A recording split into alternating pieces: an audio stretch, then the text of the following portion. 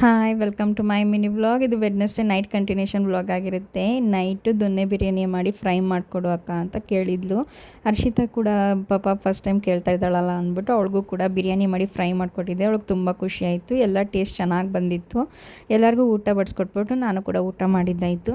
ಇನ್ನು Thursday morning continuation vlog ಆಗಿರುತ್ತೆ. ಇನ್ನು ಬೆಳಗ್ಗೆ ಎದ್ದ ತಕ್ಷಣ ಸ್ಕೂಲಿಗೆ ಬಿಟ್ಟಾದ್ಮೇಲೆ ಡೇ ಮಾರ್ಟಲ್ಲಿ ಸ್ವಲ್ಪ ಗ್ರಾಸರೀಸ್ ಎಲ್ಲ ತರೋದಿತ್ತು ಅಂದ್ಬಿಟ್ಟು ಐಟಮ್ಸ್ ತೊಗೊಂಡು ಮನೆ ಕಡೆಗೆ ಬಂದ್ವಿ. ಇನ್ನು ಮನೆಗೆ ಬರ್ತಿದ್ದಂಗೆ ಹೇಗಿದ್ದು ಏಕಾದಶಿ ಇತ್ತಲ್ಲ, ಅಡುಗೆ ಎಲ್ಲ ಸ್ಪೆಷಲಾಗಿ ಏನಾದ್ರು ಮಾಡೋಣ ಅಂತ ಅಂದ್ಬಿಟ್ಟು ನಮ್ಮ ಅತ್ತೆ ಕೂಡ ಕಡಲೆಬೇಳೆ ನೆನೆಸಿಟ್ಟಿದ್ರಲ್ಲ ಅಂತ ಅಂದ್ಬಿಟ್ಟು ಕಡಲೆಬೇಳೆ ವಡೆ ಮಾಡಿ ಹಾಲು ಖೀರು ಮಾಡಿಬಿಟ್ಟು ಅನ್ನ ಮೊಸಪ್ಪು ಸಾಂಬಾರು ಮಾಡೋಣ ಅಂದ್ಬಿಟ್ಟು ಪ್ಲ್ಯಾನ್ ಮಾಡಿಕೊಂಡೆ.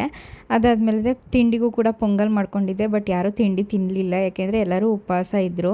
ಮಧ್ಯಾಹ್ನ 1 ಗಂಟೆ ಮೇಲೆ ಎಲ್ಲರೂ ತಿಂಡಿ ತಿಂದಿದ್ದು. ಆಮೇಲಿಂದ ನನ್ನ ಹಸ್ಬೆಂಡ್ ಮನೆ ಹತ್ರನೇ ಕೆಲಸ ಮಾಡ್ತಾಯಿದ್ರು. ಯಾರೂ ಲೇಬರರ್ಸ್ ಬಂದಿರಲಿಲ್ಲ. ಅದಕ್ಕೆ ನೀನೇ ಕೆಲಸ ಮಾಡು, ನಿನಗೆ ಸಂಬಳ ಕೊಡ್ತೀನಿ ಅಂತ ಹೇಳಿದ್ರು.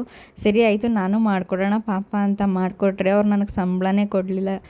ಅದಕ್ಕೆ ಅವ್ರಿಗೆ ಬೈತಾಯಿದ್ದೆ, ನನಗೆ ಸಂಬಳನೇ ಕೊಡೋಲ್ಲ, ಸುಮ್ಮನೆ ಕೆಲಸ ಮಾಡಿಸ್ಕೊತೀರಾ ಅಂತ ಅಂದ್ಬಿಟ್ಟು. ಆಮೇಲೆ ಮಳೆ ಬರೋಂಗೆ ಆಗ್ಬಿಡ್ತು ಅಂತ ಅಂದ್ಬಿಟ್ಟು ಪ್ಲೇವುಡ್ ಮರ ಎಲ್ಲ ಒಳಗಡೆಗೆ ಎತ್ತಿಟ್ಕೊಬಿಟ್ವಿ. ಆಮೇಲೆ ಸ್ನಾನ ಮಾಡೋಕ್ಕೆ ಹೋಗೋಣ ಅಂತ ಅಂದ್ಬಿಟ್ಟು ಬೇಗ ಅಡುಗೆ ಎಲ್ಲ ಮುಗಿಸಿ ಫ್ರೆಶ್ ಅಪ್ ಆಗಿಬಿಟ್ಟು ಆ ಮರಗಳನ್ನೂ ಒಳಗಡೆ ಎಲ್ಲ ಎತ್ತಿಟ್ಬಿಟ್ಟು ದೇವ್ರ ಪೂಜೆಗೂ ಕೂಡ ಮಾಡ್ಕೊಳ್ಳೋಣ ಅಂದ್ಬಿಟ್ಟು ಹೋದೆ. ಅಷ್ಟರಲ್ಲಿ ನಮ್ಮ ಅತ್ತೆ ಹೂವು ಎಲ್ಲ ಮುಡಿಸಿ ದೇವ್ರ ಪೂಜೆ ಅಲಂಕಾರ ಮಾಡಿದರು. ಆಮೇಲೆ ನಾನು ಕೂಡ ಕೈ ಮುಗಿದ್ಬಿಟ್ಟು ಏಕಾದಶಿ ಅಂತ ಅಂದ್ಬಿಟ್ಟು ಅದಾದಮೇಲೆ ಎಲ್ಲರಿಗೂ ಕೂಡ ಹಾಲು ಖೀರು ವಡೆ ಎಲ್ಲ ಬಿಸಿ ಮಾಡಿ ಎಲ್ಲರಿಗೂ ಊಟಕ್ಕೆ ಬಡಿಸ್ಕೊಟ್ಬಿಟ್ಟು ನಾನು ಕೂಡ ಊಟ ಮಾಡ್ಕೊಂಡು ತಿಂದ್ವಿ. ಸಂಜೆ ಮೇಲೆ ಅಡುಗೆ ಏನೂ ಮಾಡ್ಕೊಳಂಗಿರಲಿಲ್ಲ. ನನ್ನ ಹಸ್ಬೆಂಡ್ ಮದುವೆ ಇತ್ತು ಅಂತ ಹೋಗಿದ್ರು.